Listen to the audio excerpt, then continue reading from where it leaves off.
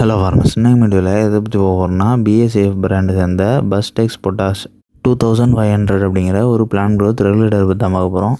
First இதில் என்ன technique இருக்குது அப்படின்னு பார்க்கும்போது, இந்த பேரில் இருக்கிற மாதிரியே இதில் வந்து பொட்டாஷ் தான் இருக்குது. ஆனால் இது உருவாக்கின விதம் தான் வேறு. எப்படின்னா, இயற்கையாக கிடைக்கக்கூடிய தாவரங்கள்லேருந்து பிழிஞ்செடுக்கப்பட்ட சாறு தான் இதில் இருக்கக்கூடிய பொட்டாஷ். அதனால் இது வந்து இயற்கை விவசாயம் பண்ணுறவங்களும் சுலபமாக பயன்படுத்தலாம். இது வந்து கெமிக்கல் ஃபெர்டிலைசரில் இருக்கக்கூடிய பொட்டாஷ் மாதிரி கிடையாது. ஸோ அதனால் இது வந்து இயற்கை விவசாயம் பண்ணுறவங்களுக்கு ரொம்ப சூட்டபிள் ஆகிறது மட்டும் இல்லாமல், சுற்றுச்சூழலில் இருக்கக்கூடிய எந்த ஒரு பூச்சிகள், பறவைகளுக்கும் எந்த ஒரு தீங்கும் ஏற்படுத்தாது. அதேமாதிரி பயிர்களுக்கும் அதிகமான நன்மைகள் விளைவிக்கும். ஃபஸ்ட்டு இதை பயன்படுத்துகிற மூலமா பயிர்களில் என்ன நன்மைகள்லாம் ஏற்படும் அப்படின்னு பார்க்கும்போது, சாதாரணமாகவே பொட்டாஷ் அப்படிங்கிறது வந்து எல்லா வகையான பயிர்களுக்குமே அத்தியாவசியமாக தேவைப்படக்கூடிய ஊட்டச்சத்தில் ஒன்று. அதாவது பயிர்களுக்கு மொத்தமாக 3 வகையான ஊட்டச்சத்துக்கள் அதிக அளவில் தேவைப்படும். அதாவது மேக்ரோ நியூட்ரியன்ஸ் அப்படின்னு குறிப்பிடுவாங்க.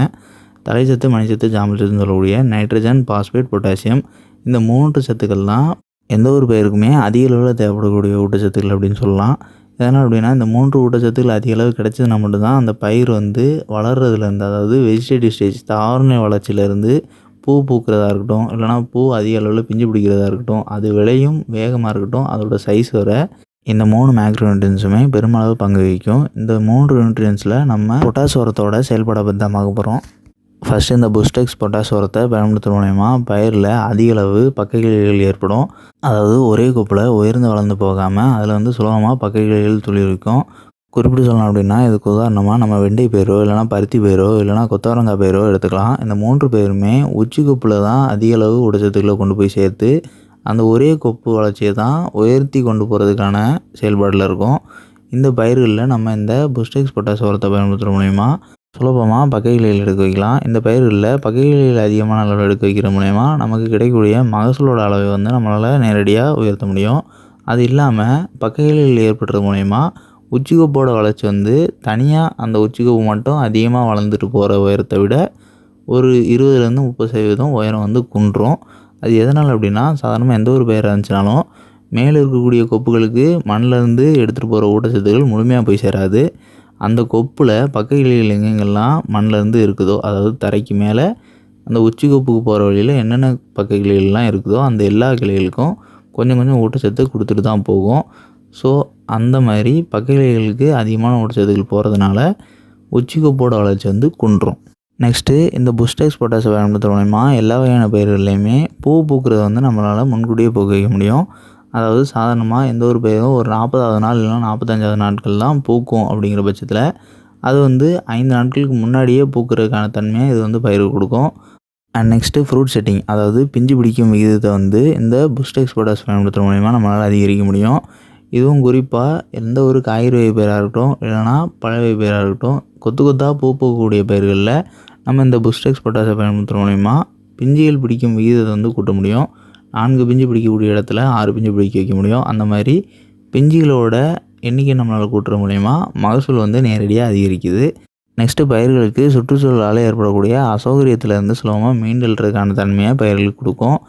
எந்த மாதிரி அசௌகரியம் அப்படின்னா, அதீத வெப்பத்தினால் ஏற்படக்கூடிய அசௌகரியமாக இருக்கட்டும், இல்லைனா தேவைப்படக்கூடிய நேரத்தில் நீர் கிடைக்காமல் வறட்சினால் ஏற்படக்கூடிய அசௌகரியமாக இருக்கட்டும், அப்படி இல்லைனா மண்ணில் இருக்கக்கூடிய உப்புத்தன்மையால் இருக்கக்கூடிய அசௌகரியமாக இருக்கட்டும், இந்த மாதிரியான ஸ்ட்ரெஸ் ஃபேக்டர்ஸ்லேருந்து பயிர் சுலபமாக மீண்டெழுறதுக்கான தன்மையை இந்த புஸ்டெக்ஸ் பொட்டாஷ் வந்து பயிர்களுக்கு கொடுக்கும். அண்ட் நெக்ஸ்ட்டு இந்த புஸ்டெக்ஸ் பொட்டாஷ் வந்து பயிர்களுக்கு எந்த ஸ்டேஜில் பயன்படுத்தலாம் அப்படின்னு பார்க்கும்போது, எந்த ஒரு பயிராக இருந்துச்சாலும் பூ பூக்கக்கூடிய சமயத்தில் நம்ம பயன்படுத்தலாம். அதாவது மொட்டுகள் எடுத்து பூக்கள் இன்றைக்கி பூக்க ஆரம்பிக்கக்கூடிய தருணத்தில் நம்ம ஃபஸ்ட்டு ஸ்ப்ரே கொடுக்கலாம். இந்த டைமில் நம்ம ஸ்ப்ரே பண்ணும்போது பூக்கள் பிஞ்சு பிடிக்கும் விகிதத்தை வந்து கூட்ட முடியும். இதுவே பூவகை பயிராக இருக்குது அப்படிங்கிற பட்சத்தில் அந்த பூவகை பயிர்களில் நம்ம வந்து தாவரநிலை வளர்ச்சி முடியக்கூடிய நிலையில் ஸ்ப்ரே பண்ணணும். அதாவது மொட்டுகள் எடுக்கக்கூடிய நேரத்தில் வந்து ஸ்ப்ரே பண்ணணும். அப்படி ஸ்ப்ரே பண்ணுற மூலமா தாவரநிலை வளர்ச்சியோட முடிவில் எடுக்கக்கூடிய துளிர்கள் எல்லாத்துலேயுமே அதிக அளவு பூக்கள் உற்பத்தி நம்மளால் கொண்டு வர முடியும். அண்ட் இதை வந்து எத்தனை நாளைக்கு ஒரு முறை பயன்படுத்தலாம் அப்படின்னு பார்க்கும்போது, குறைஞ்சபட்சமாக 15 நாட்களுக்கு ஒரு முறை பயன்படுத்தலாம். அதிகபட்சமாக 30 நாட்களுக்கு ஒரு முறை பயன்படுத்தலாம்.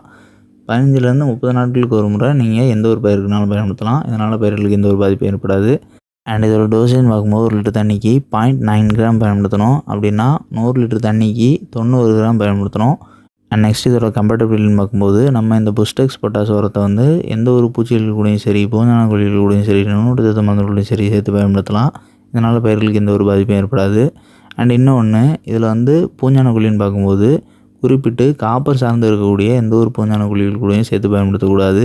அதே நேரத்தில் இதை வந்து வேறு எந்த ஒரு ஒட்டுப்பசை கூடயும் சேர்த்து பயன்படுத்தக்கூடாது. அதாவது ஸ்ப்ரெட்டிங் ஏஜென்ட்டோ இல்லைனா எந்த ஒரு வெட்டிங் ஏஜென்ட் கூடயும் சேர்த்து பயன்படுத்தக்கூடாது.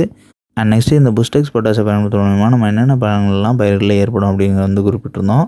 ஆனால் இது வந்து ஒரு எண்ட் டு எண்டே முழுசாக செயல்படுது அப்படின்னு சொல்லலாம். அதாவது பயிரோட பக்க கிளைகள் வளர்ச்சியில் இருந்து மகசூல் பறிக்கிறது வரையே இந்த புஸ்டெக்ஸ் பொட்டாஷ் வந்து பயிர்களில் நிலைத்து செயல்படுது அப்படின்னு நம்ம சொல்லலாம். எதனால் அப்படின்னா பக்க கிளைகள் அடிக்கும்போது இது வந்து ஒரு இன்டைரக்டான ஈல்டு என்ஹான்சர் ஆயிடுது.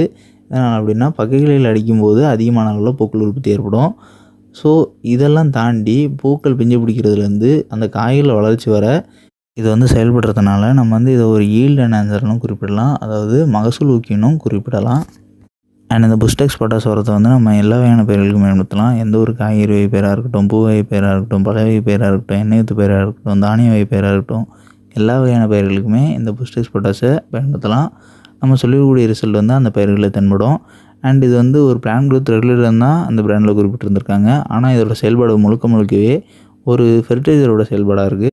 ஸோ அதனால் இந்த புஸ்டெக்ஸ் பொட்டாஷை வந்து நம்ம வந்து ஃபெர்டிலைசராகவே குறிப்பிட்றோம். ஸோ இந்த வீடியோ வந்து ஃபெர்டிலைசர் பிளேலிஸ்ட்டில் ஆட் பண்ணிக்கிறோம். நெக்ஸ்ட் இதோட ப்ரைஸ்ன்னு பார்க்கும்போது இது வந்து 180 கிராம் பேக்கேஜ் அவைலபிளாக இருக்குது. இதோட ப்ரைஸ் வந்து 450 ரூபாயிலேருந்து 500 கிட்ட வருது. அண்ட் நெக்ஸ்ட்டு 540 கிராம் பேக்கேஜ் அவைலபிளாக இருக்குது. இதோட ப்ரைஸ் வந்து 1250 ரூபாயிலேருந்து 1300 கிட்ட வருது. ஸோ தேவைப்படுறவங்க தேவைக்கேற்ற வாங்கி பயன்படுத்திக்கலாம். அண்ட் இந்த வீடியோவில் டவுட் இருந்துச்சுன்னா கமெண்ட் பண்ணுங்கள். இந்த மாதிரி வேறு எந்த பிளான்ட் குரோத் ரெகுலேட்டரை பற்றியாவதோ இல்லைனா ஃபெர்டிலைசரை பற்றியாவது தெரிஞ்சுச்சுன்னா அதோட பேரையும் மறக்காமல் கமெண்ட் பண்ணுங்கள். அண்ட் நம்ம அக்ரிகோ சேனலோட சோஷியல் மீடியா பிளாட்ஃபார்ம்ஸோட லிங்க்ஸ் எல்லாம் கமெண்ட் பாக்ஸில் பண்ணிக்கிறோம். ஸோ அதை கிளிக் பண்ணி ஃபாலோ பண்ணிங்க. அண்ட் அதில் வந்து வாட்ஸ்அப் சேனலோட லிங்க் வந்து கிளிக் பண்ணிங்க அப்படின்னா வெப்பேஜில் ஓப்பன் ஆகும்.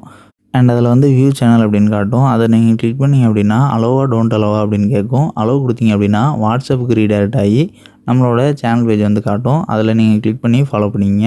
அண்ட் நம்மளோட செகண்டரி சேனலான அக்ரிகோ ஷார்ட் சேனலை வந்து இந்த வீடியோட கொலாபரேட் பண்ணிக்கிறோம்.